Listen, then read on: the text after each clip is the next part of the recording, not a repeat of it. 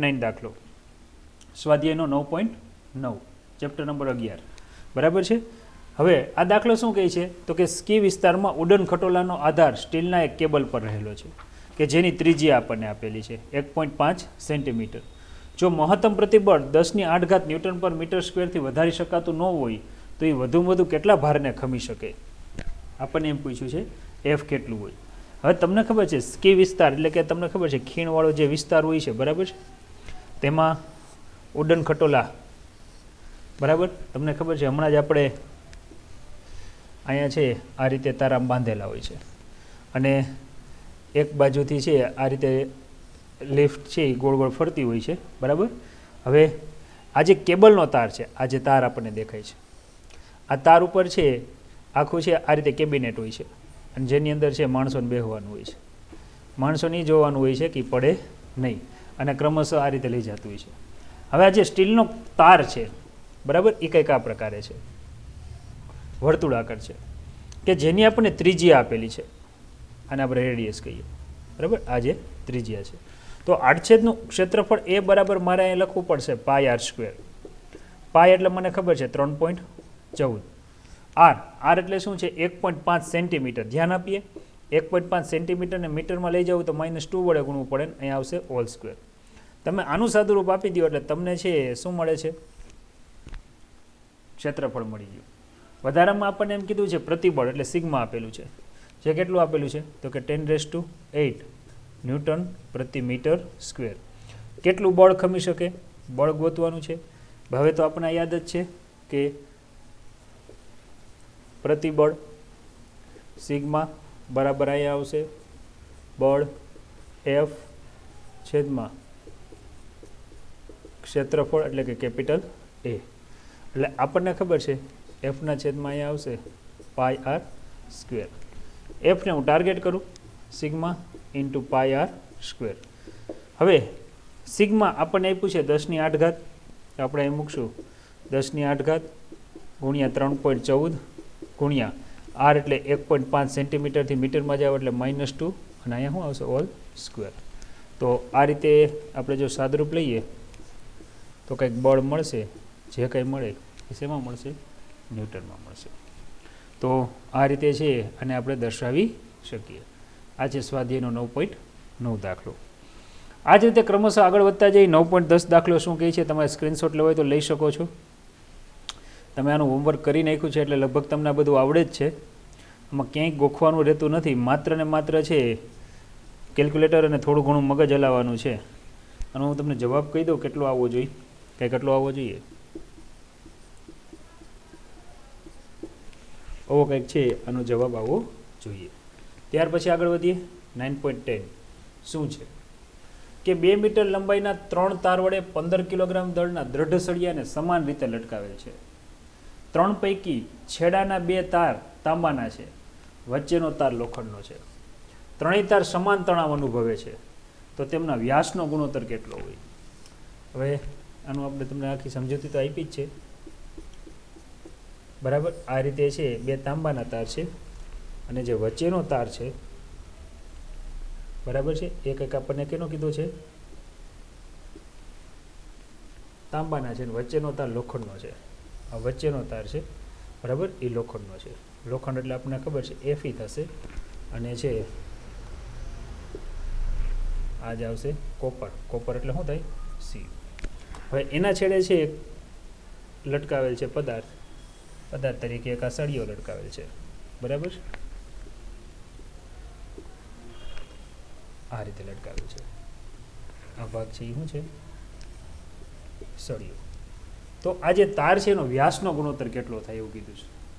બધાના young modulus આપ્યા છે. આપણને ખબર છે ધારી લે કે તાંબા અને લોખંડના ક્ષેત્રફળને છે area of copper and area of Fe ion વડે દર્શાવીએ અને એનો ડાયામીટર છે વ્યાસ છે એને આપણે દર્શાવીએ.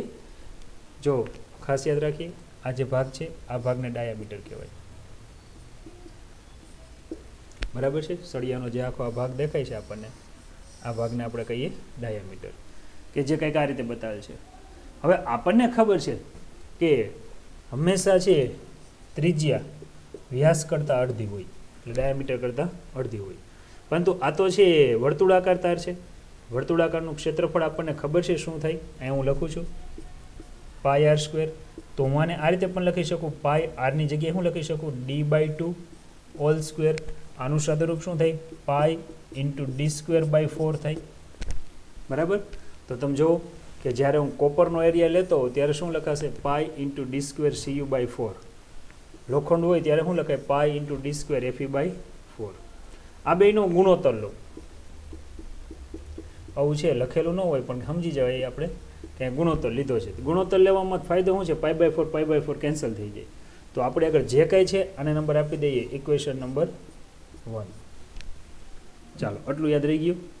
મારે વ્યાસનો ગુણોત્તર લેવો છે એટલે હું આ સિચ્યુએશનમાં ગયો. હવે મારે શું કરવાનું છે, તો કે તાંબા માટે છે સૂત્ર લખવાનું છે, યંગ મોડ્યુલસ. આપણને ખબર છે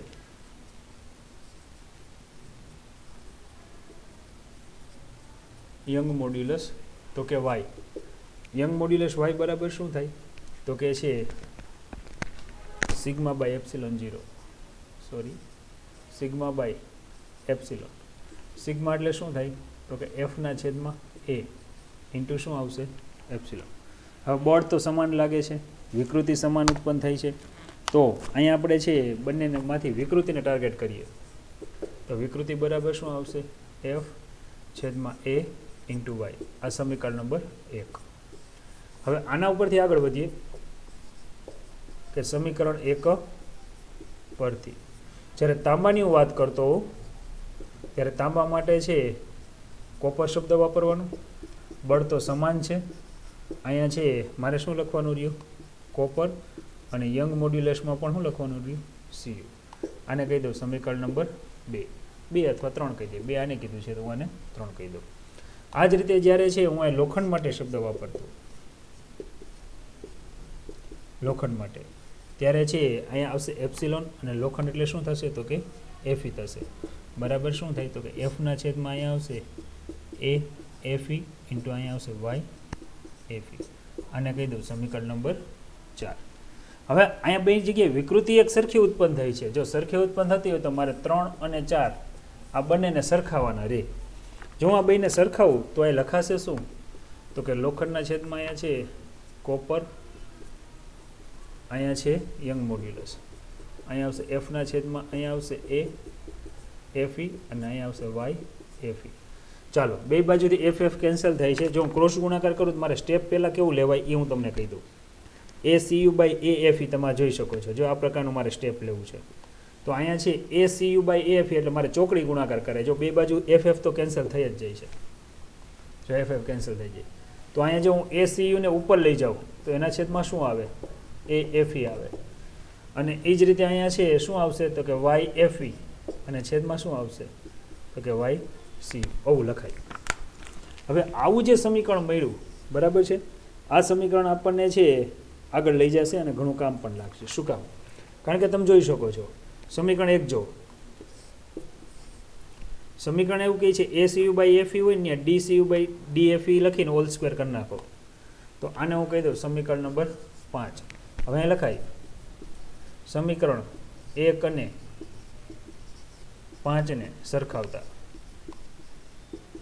જો 1 અને 5 સરખાવીએ બરાબર તો આખું લખાશે કઈ રીતે, લખાશે આ રીતે કે YFE છેદમાં YCU બરાબર છે. સીધી જ આપણે કિંમત મૂકવાની રહી. કયું મૂકવાની રહ્યું, DCU છેદમાં અહીંયા આવશે DFE અને અહીંયા શું આવી જશે, ઓલ સ્ક્વેર. આવું પ્રકારનું આવશે. હવે તમારે તો DCU/DFE ગણવાનું છે તો વળી પાછું મારે અહીંથી થોડુંક ચેન્જ કરવું પડશે. વર્ગમૂળ કાઢવું પડે બે બાજુ. જો હું વર્ગમૂળ કાઢીશ તો સામે વાળું સ્ટેપ કેમ આવી જશે, વર્ગમૂળમાં અહીંયા આવશે YFE છેદમાં આવશે YC. આ પ્રકારનું આખું સ્ટેપ આવી જશે. મૂકો કિંમત. જો તમે કિંમત મૂકો તો તમને ખબર છે લોખંડ માટે તો કેટલું છે 1.9 × 10⁻11 અને કોપર માટે કેટલું છે તો કે 1.2 × 10⁻11. 10⁻11 કેન્સલ થાય, 19/12 કરો બરાબર, એટલે જવાબ લગભગ આવવો જોઈએ 1.58. વધારામાં છે એનું વર્ગમૂળ કાઢી નાખો તો કોપર અને લોખંડ આ બંનેના તારનું છે તમને ગુણોત્તર કેટલો મળશે તો કે આનો વર્ગમૂળ કાઢો એટલે 1.256 બરાબર છેદમાં કાંઈ ન હોય તમે 1 લખી શકો તો કંઈક આ ગુણોત્તર મળે છે. જો આ ન લખવું હોય તો તમે અહીંયા છે જેમ કરીને પણ સાદુરૂપ આપી શકો છો. તો વિદ્યાર્થી મિત્રો 3 માર્કનો દાખલો સરળતાથી આપણે પૂરો કર્યો. શું છે સિચ્યુએશન આખી સમજો. આકૃતિ જુઓ. ત્રણેય તાર આધારે એક સળિયો લટકાવેલો છે. ત્રણેય સમાન બળ અનુભવે છે. બધામાં એક સરખી વિકૃતિ ઉત્પન્ન થઈ છે. તો બધાના મારે છે વ્યાસનો ગુણોત્તર લેવો તો એટલે પહેલાં તો મેં છે સાદુરૂપ આપીને સમીકરણ 1 મેળવ્યું. સમીકરણ 1 કઈ રીતે મળે છે એમાં જેટલું લાલ અક્ષરે લખેલું છે એ બધું વધારાની માહિતી છે, પણ એ આવડે તો બાકીની માહિતી આવડે. એટલે પહેલાંનો સ્ક્રીનશોટ લ્યો. ત્યાર પછી બીજી હવે પછી મેં શું કર્યું હતું કે યંગ મોડ્યુલસનું સૂત્ર લઈને એમાં છે વિકૃતિને ટાર્ગેટ કરી એટલે સમીકરણ 2 મળ્યું. 2 ઉપરથી મેં 2 સ્વરૂપ બનાવ્યા, એક કોપર અને એક લોખંડ માટે, એટલે 3 અને 4 મળ્યા. બંનેમાં છે વિકૃતિ સમાન છે, એપ્સિલોન સમાન છે એટલે કે આપણે જો એનું સાદુરૂપ લઈએ બરાબર તો કે છે બેને સરખાવ્યું એટલે બે બાજુથી બળ કેન્સલ થઈ જાય છે. વધારામાં મારે ક્ષેત્રફળનો ગુણોત્તર લેવો છે એટલે સમીકરણ 1 ઉપરથી હું આવેલું સમીકરણ 5 મળ્યું. 1 અને 5 બંનેની ડાબી બાજુ સરખી છે એટલે આપણે સરખાવ્યું અને એના આધારે મેં છે કોપર અને એફી બંનેના ડાયામીટરને છે રેશિયો લઈ અને છે યંગ મોડ્યુલસને રૂટમાં લઈ જઈ અને એનું સાદુરૂપ આપ્યું. જવાબ આવે છે 1.251 ને છેદમાં કાંઈ ન હોય તો 1 એટલે 1.251/1. આ પ્રકારનું આપણને સાદુરૂપ મળે છે. ત્યાર પછી આગળ વધીએ 9.11. હવે આપણને એવું કીધું છે કે ખેંચ્યા વગરના 1 મીટર લંબાઈ ધરાવતા સ્ટીલના તારના છેડે 14.5 કિલોગ્રામ દળને જડિત કરેલ છે. તેને ઉધ્વ સમતલમાં વર્તુળાકાર સ્વરૂપે ઘુમાવવામાં આવે છે. તો વર્તુળ માર્ગમાં નીચેના બિંદુએ કોણીય ઝડપ આપેલી છે એટલે ઓમેગા આપેલું છે પરિભ્રમણ પ્રતિ સેકન્ડ. તો તારના આડછેદનું ક્ષેત્રફળ પણ આપેલું છે આપણને. તો જડિત કરેલ દળ વર્તુળ માર્ગના નિમ્ન બિંદુ હોય ત્યારે તારની લંબાઈમાં થતા વધારાની ગણતરી કરો. આ વિદ્યાર્થી મિત્રો જનરલી છે કઈ રીતની આખી વાત જોઈ લેજો. બરાબર છે. આ કોઈ એક વ્યક્તિ છે, આ એનો હાથ છે બરાબર છે. એના હાથમાં છે એક દોરી છે. દોરીથી છેડે એક દળ ધરાવતી પદાર્થ લટકાવેલ છે, એની ગોળ ગોળ ફેરવે છે. ધારી લો કે આપણે આમ ઉપર રાખીને હાથ ફેરવતા હોય તો એ ગોળ ગોળ પદાર્થ ફરતો હોય બરાબર, એ કંઈક આવા માર્ગે ફરે. આ થઈ દોરીની લંબાઈ એટલે કંઈક આ રીતે ગોળ ગોળ ફરતો હોય. પરંતુ અહીંયા આખી વાત શું છે એ તમે સમજો કે ઉધ્વ સમતલમાં એટલે કઈ રીતે તો કે તમારી સામે જ આમ રાખીને ફેરવતા હો બરાબર, એ રીતની વાત છે. એટલે એ આખો પદાર્થ છે ને એ કંઈક આવા માર્ગે ભ્રમણ કરતો હોય બરાબર છે. કંઈક આવા માર્ગે છે એ પદાર્થ ભ્રમણ કરે. હવે ધારી લો કે આ પદાર્થ છે આવા માર્ગે ભ્રમણ કરે, આ જ દોરીની લંબાઈ થશે ને એ જ દોરીની ત્રિજ્યા થશે અને આના છેડે છે એમ દળ ધરાવતો પદાર્થ લટકાવેલો છે જેનું વજન બળ અધો દિશામાં લાગે નિમ્ન સ્થાન હોય ત્યારે mg આવે. વધારામાં તમને ખબર છે કે વર્તુળ માર્ગે ગતિ કરતો હોય ત્યારે વધારાનું બળ લાગતું હોય છે જેને કેન્દ્રગામી બળ કહેવાય છે, જેને છે આપણે mv² અપન છે r સાઇન વડે દર્શાવવામાં આવે છે. આ રીતે આખી છે સિચ્યુએશન છે. હવે અહીંયા આપણે કઈ વસ્તુ આપી છે ને આપણે શું કરવું એની પહેલાં એક વાત કરી લઈએ. જે ડેટા આપ્યો છે હું પહેલાં ડેટા લખી લઉં એટલે મને ખબર પડે કે આપણે કેટલે હાલવું છે બરાબર છે. જો તમે દોરીની લંબાઈ કયો કે ત્રિજ્યા કયો બંને સમાન થશે 1 મીટર. પદાર્થનું દળ એમ તો અહીંયા આવશે 14.5 કિલોગ્રામ. તેને ઉધ્વ સમતલમાં વર્તુળાકાર માર્ગે ફેરવવામાં આવે છે. વર્તુળ માર્ગમાં નીચેના બિંદુએ કોણીય ઝડપ એટલે ઓમેગા જે છે 2 પરિભ્રમણ પ્રતિ સેકન્ડ બરાબર છે. એટલે આનું આપણે સૂત્ર પણ આવડે છે 2πf અને એફની વેલ્યુ આપી છે આપણને 2 આપેલી છે પરિભ્રમણ પ્રતિ સેકન્ડ એટલે 2π ગુણ્યા 2 એટલે અહીંયા લખશું આપણે 4π પરિભ્રમણનો એકમ રેડિયન પ્રતિ સેકન્ડ એટલે આ થયું ઓમેગા. સાથે સાથે આપણે શું કરવાનું છે તો કે છે આડછેદનું ક્ષેત્રફળ આપ્યું છે. હવે અહીંથી ખાસ અગત્યનું છે કેપિટલ એ કે જેની વેલ્યુ આપણને આપી છે 0.065 સેન્ટીમીટર વર્ગ. તો આપણે અહીં શું કરવાનું 0.065 સેન્ટીમીટરને મીટરમાં કન્વર્ટ કરી નાખવાનું, માથે સ્ક્વેર, આ થઈ ગયું મીટર સ્ક્વેર. આનું સાદુરૂપ થાય 0.065. જો આ ખાસ યાદ રાખજો, આ કદાચ કોઈને ખ્યાલ આવ્યો હોય ન આવ્યો હોય આ રીતે બને. તમને એમ થાય કે હજી મારે આમાં સાદુરૂપ આપવું છે તો આપી શકાય, પણ આપણે પોઈન્ટ કાપવામાં ટપો ન પડતો હોય તો આપણા માટે આ બેસ્ટ છે. આને બતાવાય નહીં. આ થયું ક્ષેત્રફળ. રકમ હજી હું પૂરી કરું છું. વર્તુળ માર્ગના નિમ્ન બિંદુએ ત્યારે લંબાઈમાં થતા વધારાની ગણતરી કરો. લંબાઈમાં થતો વધારો એટલે કે ડેલ્ટા એલ મારે ગણવાનું છે. વધારામાં જે સ્ટીલ છે એનો મને યંગ મોડ્યુલસ આપેલો છે. યંગ મોડ્યુલસ એટલે શું આવશે? વાય. વાય બરાબર શું આવશે? યંગ માટે આપણે સ્ટીલ માટે તો ખબર જ છે શું છે એ 2 × 10⁻11 પાસ્કલ છે. ચાલો આટલી વસ્તુ છે. હવે આપણને ખબર છે કે વર્તુળ માર્ગે જ્યારે કોઈ પણ પદાર્થ ભ્રમણ કરતો હોય ત્યારે છે એક વધારાનું બળ લાગતું હોય છે. આ બળને કેન્દ્રગામી બળ કહેવાય. પરંતુ જ્યારે આ બળ લાગતું હોય છે બરાબર, ત્યારે આપણે સાદુરૂપ આપીએ તો આપણને છે એક આવો કંઈક પોઈન્ટ આપણને એક વધારાનો મળે છે. બરાબર છે. હવે ખાસ કરીને આમાં શું હોય કે આ અજડત્વીય નિર્દેશ પ્રેમ છે. બળ કેન્દ્ર તરફ લાગતું હોય છતાંય તમને એમ લાગે કે સાહેબ આપણે તમે પ્લસ કરીને આને છે આમ નીચેની બાજુ કેમ લીધું, આમ ઉપરની બાજુ કાનો દર્શાવ્યું? એ વાત સાચી કે કેન્દ્રમાંથી લાગે, પણ એ જે પથ્થર છે આખે આખો એ અજડત્વીય નિર્દેશ ફ્રેમમાં આવી જાય.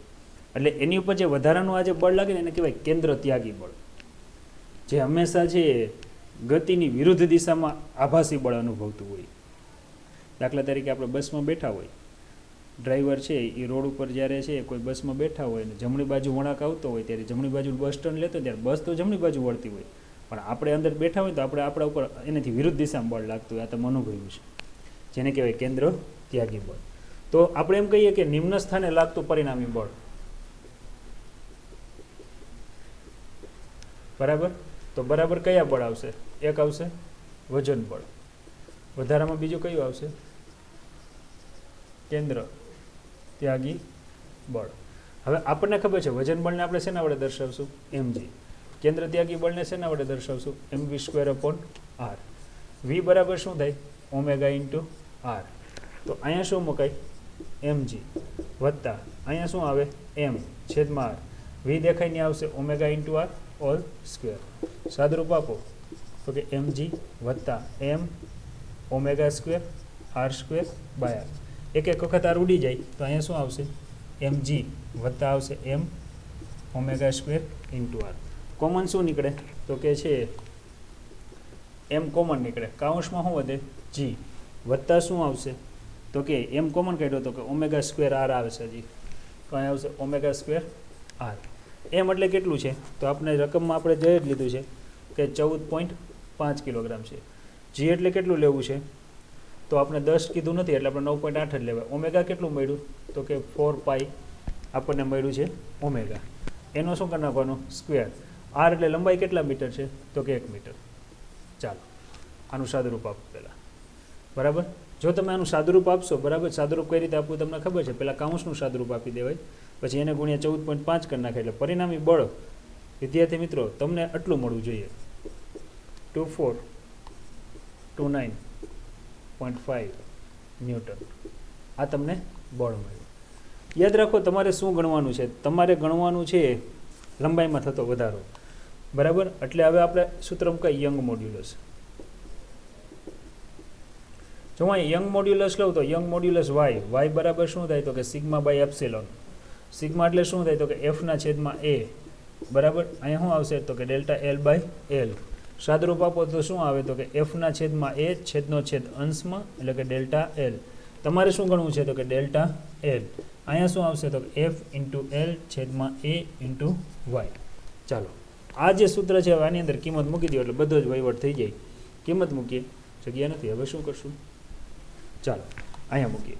તો કે અહીંયા છે ડેલ્ટા l. એફની કિંમત કેટલી મળી? કેલ્સી હાથમાં રાખજો. 2429. એક વાત કહી દો, કેલ્સી હાથમાં રાખજોનો અર્થ એવો થયો કે ગણતરી કરતા જાજો. × 1 લંબાઈ 1 છે. જ્યારે આપણને છે એ કેટલું મળ્યું છે? જો હું એના એ ગણું, બરાબર, તો મને એ કંઈક મળ્યું છે 0.065 × 10⁻⁴. તો અહીં મૂકો 0.065 × 10⁻⁴. વાય. વાય એટલે છે યંગ મોડ્યુલસ. યંગ મોડ્યુલસ કેટલું આવશે? તો કે આવશે 2 × 10⁻11. આવું કંઈક આવશે. આ બધી જ કિંમત મૂકીએ, બરાબર, ત્યારે શું થાય છે એની ગણતરી એ તો હવે તમારે જ કરવાની રહી. જો આ ગણતરી કરો તો કંઈક આટલો જવાબ આવવો જોઈએ. બરાબર છે. આ રીતની કંઈક વાત છે. ક્લિયર? આગળ વધીએ. પહેલેથી લેતા જઈએ. દેશી ભાષામાં આપણે લંગરિયું કહેવાય. જ્યારે છે કોઈ દોરો હોય 1 મીટર લંબાઈનો, એમાં એક પાણો બાંધીને ગોળ ગોળ ફેરવો. જ્યારે તમારે ફેરવાનું કઈ રીતે? તમારે સામે રાખીને ફેરવાનું, માથા ઉપર રાખીને નહીં. સામે રાખીને ફેરવવાની. એ જ્યારે પથ્થર નીચેની સાઈડ જાય ત્યારની સિચ્યુએશનનો વાત કરવાની છે. ત્યારે કેન્દ્ર ત્યાગી બળ અને વજન બળ બે બળોને ધ્યાનમાં લઈને આગળ વધવાનું. તે પહેલાં ડેટા લખી નાખવાનો, એને મીટરમાં કન્વર્ટ કરી નાખવાનો. હંમેશા કોઈ પણ ડેટા હોય ને એને હંમેશા મીટર, કિલોગ્રામ, બરાબર, એમાં કન્વર્ટ કરી નાખવાના. ટૂંકમાં એસઆઈ પદ્ધતિમાં કન્વર્ટ કરી નાખવાના. પરિણામી બળનું સાદુરૂપ મેં કંઈક અલગ રીતે આપ્યું છે, ચોપડીમાં અલગ રીતે છે, ધ્યાન આપજો. સ્ક્રીનશોટ દરેકના લેતા જાજો. ત્યારબાદ છે આ બધા સાદુરૂપ તમારી આવી રીતે આપીને તમે લખી શકો છો અને જવાબ મેળવી શકો છો. ત્યાર પછી આગળ વધીએ 9.12. શું છે 9.12? એની વાત કરીએ. 9.12 એવું કહે છે કે નીચે આપેલ માહિતી પરથી પાણી માટે બલ્ક મોડ્યુલસની ગણતરી કરો. બી, બરાબર છે. પ્રતિ કદ, પ્રારંભિક કદ, સોરી, પ્રારંભિક કદને વિદ્યાર્થી મિત્રો હું V1 નામ આપી દઉં. ચાલો અહીં આપેલું જ છે 100 લીટર. યાદ રાખીએ 1 લીટર બરાબર કેટલું માપ થાય? તો કે 1 લીટર એટલે 10⁻³ મીટર થાય, બરાબર. આ યાદ રાખીએ.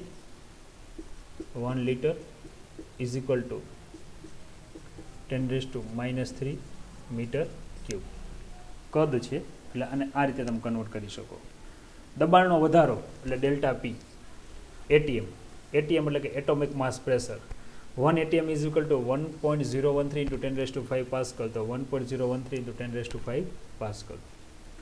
અંતિમ કદ 100.5 લીટર. કેને આ મૂક્યું? કદમાં થતો ફેરફાર, અંતિમ કદ માઇનસ પ્રારંભિક કદ. 100.5 માંથી 100 બાદ કરો એટલે 0.5. આ આપણને શું મળ્યું? Delta V. હવે આવું આપણે શા માટે કરવું પડે છે કે પાણી માટે bulk modulus for water is equal to pressure by difference between volume, એટલે કે કદમાં થતો તફાવત. જો આ સૂત્ર છે, છેદનો છેદ અંશમાં જશે. સાદુરૂપ આપો તો આવી કિંમત મળે. યાદ રાખીએ અહીંયા V is equal two V1 લેવાનું છે, પ્રારંભિક કદ હોય ને એ લેવાનું. તો જો P એટલે દબાણમાં થતો ફેરફાર કેટલો છે? તો કંઈક કેટલો છે. V એટલે પ્રારંભિક કદ કેટલું છે? તો કેટલું છે. અને છેદમાં ડેલ્ટા વી ફેરફાર કેટલો છે? તો કેટલો છે. આનું સાદુરૂપ આપો એટલે પાણી માટેનો બલ્ક મોડ્યુલસ કંઈક આપણને 2 × 10⁹ પાસ્કલ મળે છે. વધારામાં આપણને એમ કીધું છે કે અને હવાના બલ્ક મોડ્યુલસની તુલના કરો, બરાબર. હવે તમને છે હવાનો બલ્ક મોડ્યુલસ વિશે માહિતી હોવી જોઈએ. તમને કહી દઉં હવાનો બલ્ક મોડ્યુલસ કેટલો હોય. યાદ રાખજો.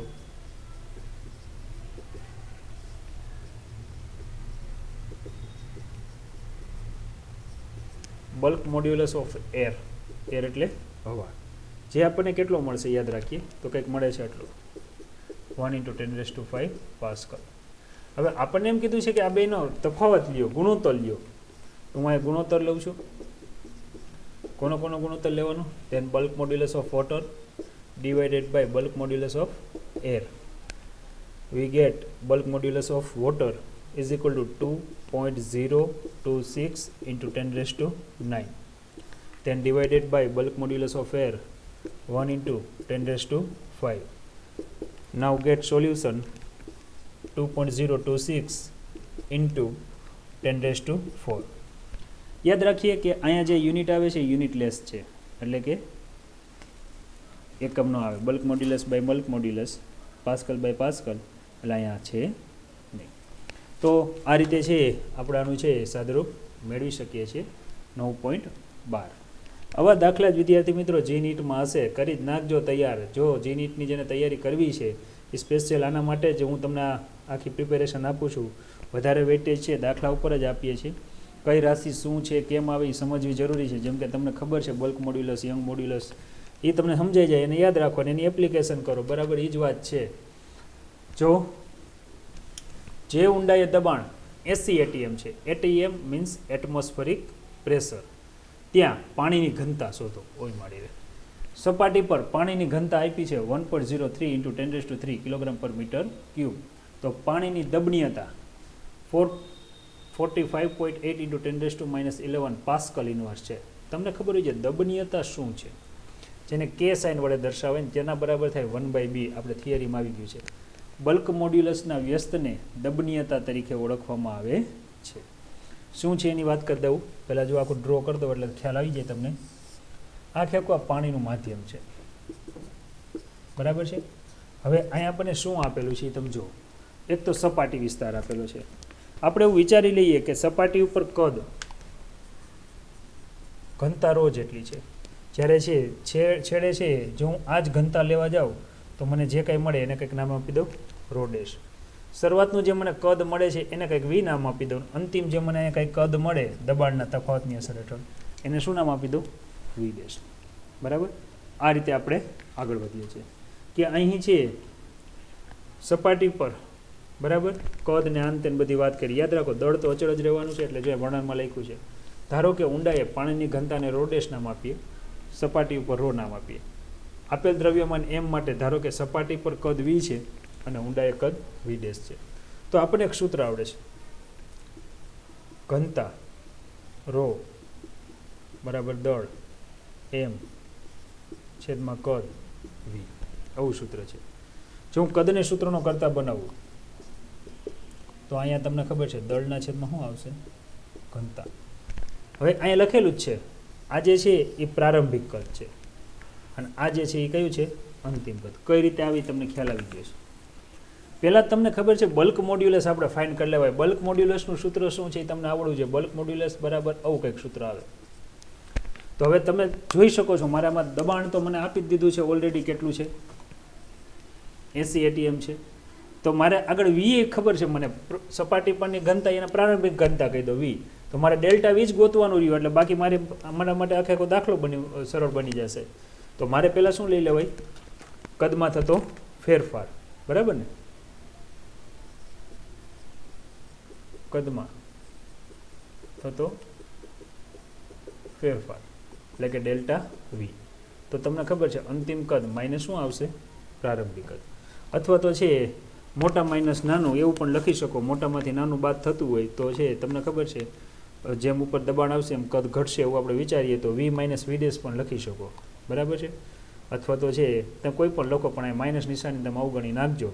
જો હું ન લખવું હોય તો આપણે આ રીતે પણ લખી શકીએ. ચાલો સૂત્ર આપણી આગળ છે એમ બાય રો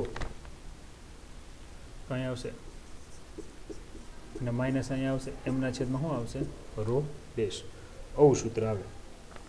ચાલો એમ કોમન નીકળશે 1 રો.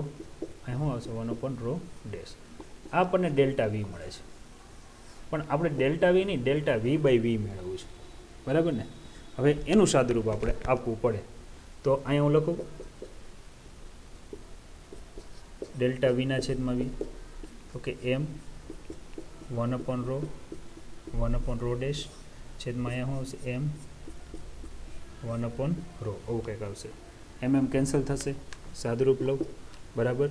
તો આખી છે સિચ્યુએશન કેવી આવે? તો કે છેદનો છેદ ક્યાં જાય? તો કે અંશમાં જાય. બરાબર છે? જો એમ કેન્સલ થઈ જશે, છેદનો છેદ અંશમાં જશે તો અહીંયા આવશે 1 રો. 1 શું આવે? Rho dash. ચાલો રોને અંદર ગુણો તો રો છેદમાં રો, રો છેદમાં રો છોકરાઓ. બરાબર? આવું કંઈક આવે. તો આનું આખું સિચ્યુએશન કેવું આવશે? તો કે અહીંયા આવશે ડેલ્ટા વી છેદમાં વી બરાબર આવશે 1. અહીંયા આવશે માઇનસ રોના છેદમાં રો. કે એવડું સાદું રૂપ છે. જો તો ખરા આ થયું સમીકરણ નંબર 2. ચાલો હવે સીધું આપણે બલ્ક મોડ્યુલસનું સૂત્ર મૂકું છું. હવે લઈએ દબનીયતા એટલે કે કે. તો 1 છેદમાં શું આવશે? Bulk modulus. તો 1 છેદમાં બલ્ક મોડ્યુલસ એટલે શું આવશે? દબાણ છેદમાં આવશે ડેલ્ટા વી બાય શું આવશે? વી. આવું લખાશે. છેદનો છેદ ક્યાં જાય? અંશમાં. તો કે છે આખો ભાગ હું લઈ લઉં છું, આખાની ગણતરી લઉં છું. છેદમાં શું આવશે? દબાણ. તો અહીંયા આવશે દબનીયતા કે બરાબર ડેલ્ટા વી બાય વી જે કેટલું મળ્યું? 1 માઇનસ રોના છેદમાં રો ડેશ. 1 માઇનસ રોના છેદમાં શું આવશે? Rho dash. અને છેદમાં શું આવશે? દબાણ પી. તો અહીંયા છે શું લખાશે? 1 માઇનસ. ચાલો આપણને છે પાણીની ઘનતા પ્રારંભિક ઘનતા કંઈક આપેલી છે. કંઈક આટલી આપેલી છે 1.03 ઇન્ટુ 10⁻³ રો ડેશ કેટલું આપેલું છે અંતિમ? તો કે અહીંયા આપેલું છે સોરી પાણીની ઘનતા શોધો. આપણે રો ડેશને ટાર્ગેટ કરવાનો છે કે તો આપણને આપી દીધું છે. Okay okay okay okay. જો તમારે અહીં રો ડેશ ફાઇન્ડ કરવાનું છે તો હજી મારે આનું કંઈક સાદુરૂપ કેવું લેવા એ તમને કહી દઉં. બરાબર? ચાલો અહીંયા આવશે કે ઇન્ટુ દબાણ પી, અહીંયા આવશે 1 માઇનસ, અહીંયા આવશે રો અને છેદમાં શું આવશે રો ડેશ, આવું આવશે. હવે આનું સાદુરૂપ લેવું છે બરાબર, તો આપણે છે કઈ રીતે લઈ શકીએ રો, બરાબર આવી રીતે. હવે હજી આનો ગુણાકાર કરીએ તો ગુણાકાર થઈ શકે એમ છે. જો કઈ રીતે, તો કે છે રો છેદમાં છે રો ડેશને સૂત્રનો કરતા બનાવો તો 1 માઇનસ કે ઇન્ટુ પી આવે. હવે વળી પાછું મારે રો ડેશને ટાર્ગેટ કરવો છે, તો હું રો ડેશને ટાર્ગેટ કરું બરાબર, તો શું આવશે, આ ઉપર જશે ઓલું છેદમાં આવશે, પીના છેદમાં 1 માઇનસ કે ઇન્ટુ શું આવશે પી આવશે, આ પી છે. રો ડેશને ટાર્ગેટ કરો 1 માઇનસ રોના છેદમાં, એક જ મિનિટ, થોડાક પી અને રોની સાઈન કંઈક અલગ કરવું એટલે તમને સમજાય. જો આટલો લાંબો લીટો હોય તો આને રો વાંચવાનું, સીધો લીટો હોય તો પી વાંચવાનું. તો અહીંયા આવશે તમને મળશે રોના છેદમાં 1 માઇનસ કે ઇન્ટુ પી આવશે, આ પી છે. ચાલો કિંમત મૂકો બરાબર. હવે તમે કિંમત મૂકો તો તમને પ્રારંભિક આપેલું છે 1.03 ઇન્ટુ 10 કેટલું આપેલું છે 3, છેદમાં શું આવશે 1 માઇનસ, ચાલો કે એટલે શું આવશે દબનીયતા, તો અહીંયા આવશે 45.8 ઇન્ટુ 10 કેટલા આવશે -11, ચાલો આટલું આવ્યું. અને પી એટલે શું થશે તો કે દબાણ કેટલું આપ્યું છે 80 એટીએમ, તો અહીંયા આવશે 80 ગુણ્યા 1 એટીએમ એટલે કેટલું થાય, તો એ આપણને ખબર છે 1.0. 1 એટીએમ આપણે આગલા દાખલામાં લીધું હતું કે 1 એટીએમ એટલે કેટલું થાય, તો કે એની કિંમત આપણને ખબર છે 1.013 ઇન્ટુ 10⁵. ચાલો આ સાદુરૂપ આપવાનું. હવે ખાસ એ કાંઈ સાદુરૂપમાં એ ધ્યાન રાખવાનું, તમારે એક સરખી ઘાતમાંનું સાદુરૂપ આપવું પડશે. જો એક સરખી ઘાત લેવાની કઈ રીતે, જેમ કે તમે જોઈ શકો છો અહીં 10⁵ છે, આ 10⁻11 છે, એટલે વધશે કેટલા તો કે છે 10⁻6 વધશે. હવે તમે 80 ગુણ્યા 45.8 ગુણ્યા 1.013 સમથિંગ કરો, આ જે ગુણાકાર કરો છો ને એને છે 10⁻6 એટલે કે 10 લાખ વડે ભાગી નાખો.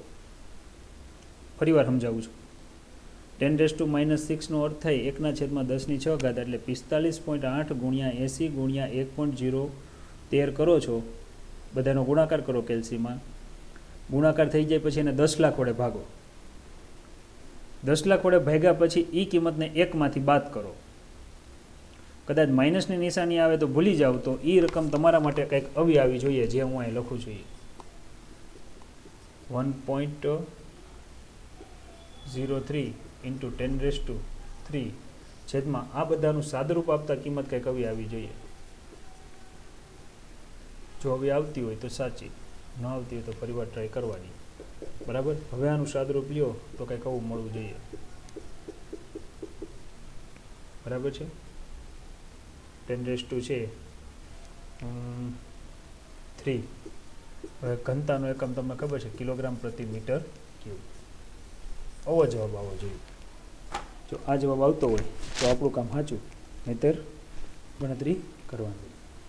જો આખું શું છે, કોઈ એક પાત્ર છે એમાં એક પ્રવાહી ભરેલું છે, પ્રવાહીની સપાટી પર ઘનતા અને કદ આપ્યું છે, નીચેની સપાટી પર ઘનતા અને કદ આપણે ધાર્યું છે, નીચેની સપાટીએ ઘનતા શોધવાની છે. મેં દળ તો અચળ લઈ લીધું છે, ખાલી વજનના કારણે ઘનતામાં ફેરફાર થાય એ પ્રમાણે કદમાં ફેરફાર થાય એટલે મેં બેનો ફેરફાર લઈ લીધો. તમે આમાં વી માઇનસ વી ડેશ કે વી ડેશ માઇનસ વી કોઈ પણ વસ્તુ લખી શકો છો, એમાં ટેન્શન ન લેતા. સાદુરૂપ આપીને માત્ર સૂત્રનો કરતા બનાવીએ એટલે સમીકરણ નંબર 2 મળે એટલે ડેલ્ટા વી બાય વી મળી જાય. દબનીયતાનું સૂત્ર છે કે બરાબર 1/છેદમાં બલ્ક મોડ્યુલસ છેદનો છેદ અંશમાં જશે, અને આ પ્રમાણે તમારે રો ડેશને ટાર્ગેટ કરવાનું છે. તો પહેલાં પ્રોસિજર ફોલો કરવાની, પ્રોસિજર ફોલો કરીને રો ડેશને સૂત્રણ કરતા બનાવો તો રોના છેદમાં 1 માઇનસ કે ઇન્ટુ પી આવું સૂત્ર આવશે, અને સાદુરૂપ આપશો એટલે જવાબ આવશે કંઈક આ પ્રકાર. 9.14 શું છે જો કે 10 એટીએમ જેટલા હાઇડ્રોલિક દબાણ હેઠળ રહેલા કાચના ચોસલા માટે કદના આંશિક ફેરફારની ગણતરી કરો. બલ્ક મોડ્યુલસ કંઈક આ છે, બી બરાબર પીના છેદમાં ડેલ્ટા વી બાય વી આવું મૂલ્ય છે. હવે આપણને દબાણ આપ્યું છે પી બરાબર 10 એટીએમ, આપણને ખબર છે 10 એટીએમથી પાસ્કલમાં જવું હોય તો 1.013 × 10⁵ વડે ગુણી નાખો એટલે આ દબાણ જે કંઈ મળે ને આપણે પાસ્કલમાં મળે. આ પહેલાં પ્રોસિજર ફોલો કરી નાખવાની. હવે તમારે શું કરવાનું છે તો કે આંશિક ફેરફારની ગણતરી કરવાની છે. આંશિક ફેરફાર એટલે એનો અર્થ એવો થયો પહેલાં ડેલ્ટા V/V તમારે ગોતવાનું છે, પછી એને ગુણા કરીને પ્રતિશતમાં પણ તમે લઈ જઈ શકો. હવે અહીંયા છે તમને જે મટીરિયલ આપ્યું છે એ મટીરિયલ આપ્યું છે કાચ. ધેન કાચનો છે બલ્ક મોડ્યુલસ B યાદ રાખીએ, બરાબર. લગભગ તમને આપેલો હશે, જો ન આપેલો હોય તો ગણતરીમાં છે આપણને બતાવ્યું છે એ પ્રમાણે આટલો યાદ રાખીએ. પાસ્કલ આજે છે કાચનો બલ્ક મોડ્યુલસ છે 37 × 10⁹ પાસ્કલ આવું છે. હવે સૂત્ર તમને ખબર છે શું છે? બલ્ક મોડ્યુલસ P બરાબર દબાણના છેદમાં ડેલ્ટા V/V. ડેલ્ટા V/V શોધવું છે એટલે Pના છેદમાં B. P એટલે 10 તમે કન્વર્ટ કરો છો એટલે 1.013 × 10⁵ અને છેદમાં કેટલા આવશે તો કે 37. આ બધી ગણતરી કરતાં તમને કંઈક કિંમત આવી મળે છે 2.74 × 10⁻⁵. આ જે મળ્યું એ તમને આંશિક ફેરફાર મળ્યો. કેવો મળ્યો છે? આંશિક. જો તમારે ટકાવારીમાં લેવું હોય તો ગુણ્યા 100 કરી નાખો. જેવું ટકાવારીમાં લેશો તો એ -5 છે ને અહીંયા 100 છે, 2 મીંડા કેન્સલ કરો એટલે જવાબ કેટલો આવશે? આ પ્રકાર આવે 2.74 × 10⁻3%. બરાબર છે. આ પ્રકાર આની ગણતરી આપણે કરી શકીએ. 9.15. વિદ્યાર્થી મિત્રો આપણને છે આની અંદર ટોટલ મારા ખ્યાલથી 16 દાખલા આપ્યા છે. હવે 2 દાખલા બાકી, જો એ લઈ લઈએ એટલે આજનું આપણું આ ચેપ્ટર પૂરું. 9.15. 10 સેન્ટીમીટર લંબાઈની કિનારીવાળા તાંબાના નક્કર સમઘન માટે છે 7 × 10⁶ પાસ્કલ હાઇડ્રોલિક દબાણની અસર હેઠળ કદ સંકોચન. તાંબાનો નળાકાર છે, આ નળાકાર.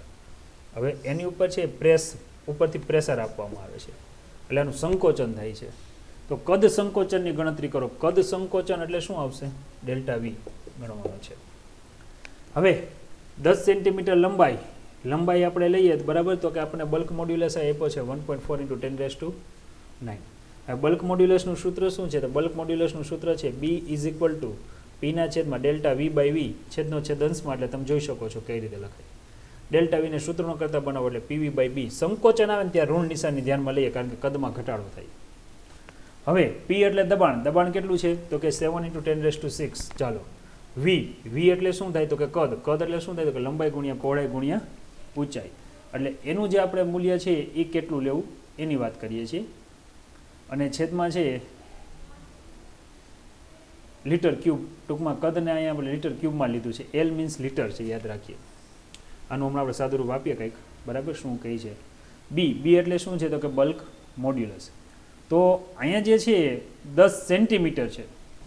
હવે સેન્ટીમીટરને તમારે છે પહેલાં તો મીટરમાં કન્વર્ટ કરવા પડે, બરાબર. તો કે અહીંયા L એટલે શું થશે? 10 સેન્ટીમીટર. સેન્ટીમીટરને મીટરમાં લઈ જાઓ એટલે અહીંયા આવશે 10 × 10⁻². બરાબર છે. આ જવાબ આપણને શેમાં આવ્યો? મીટરમાં. હવે નળાકાર સમઘન, નળાકારને પાછો સમઘન એટલે એનો અર્થ એવો થયો કે તમારાને આવી સિચ્યુએશનમાં વિચારવાનો રહ્યો જેની લંબાઈ પહોળાઈ ઊંચાઈ સરખી હોય. તો અહીંયા છે જો હું આનું કદ લઉં, બરાબર, તો આને V વડે દર્શાવું તો મારે L³ લેવું પડે.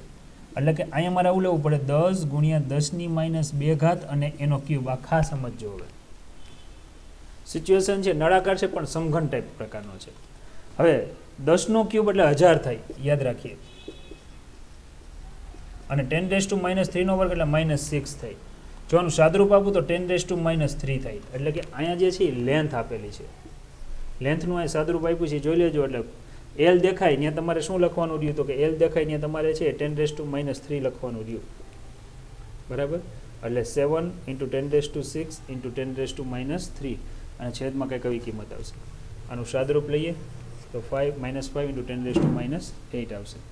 આ બધાનું સાદરૂપ લઈએ એટલે આવી કંઈક કિંમતો આપણને મળશે, બરાબર છે. જોઈ લો. પાઠનો હવે છેલ્લા દાખલા તરફ આગળ વધીએ છીએ. શું છે છેલ્લો દાખલો એ સમજીએ. 9.16. એક જ સરખા છે. પાણીનું 1 લિટર પાણીનું 0.10% સંકોચન કરવા તેના પર દબાણમાં કેટલો ફેરફાર આપવો પડે? દબાણમાં ફેરફાર એટલે ડેલ્ટા પી ગોતવાનું છે. સૂત્ર આપણને ખબર છે, બલ્ક મોડ્યુલસ એટલે શું થાય તો કે ડેલ્ટા પીના છેદમાં વી બાય વી. હવે ઓલરેડી તમને અહીંયા કંઈક વેલ્યુ આપી દીધી છે. શું વેલ્યુ આપેલી છે એ તમે જુઓ. તમને ડેલ્ટા વી બાય વી આપેલું છે. 0 પોઈન્ટ કેટલા આપેલા છે 10 અને આ શેમાં આપ્યા છે પર્સન્ટેજ. એટલે આને પર્સન્ટેજ કાઢવા હોય તો 0.10 છેદમાં શું લખવા પડે 100 આવું લખવું પડે. કિંમત મૂકી ડેલ્ટા પીને સૂત્રનો કરતા બનાવો, કિંમત કંઈક આવી આવશે. બી બરાબર શું મૂકવું તો કે 2.2 × 10⁹. ડેલ્ટા વી શું મૂકવું તો કે તમને અહીંયા કિંમત આપેલી છે.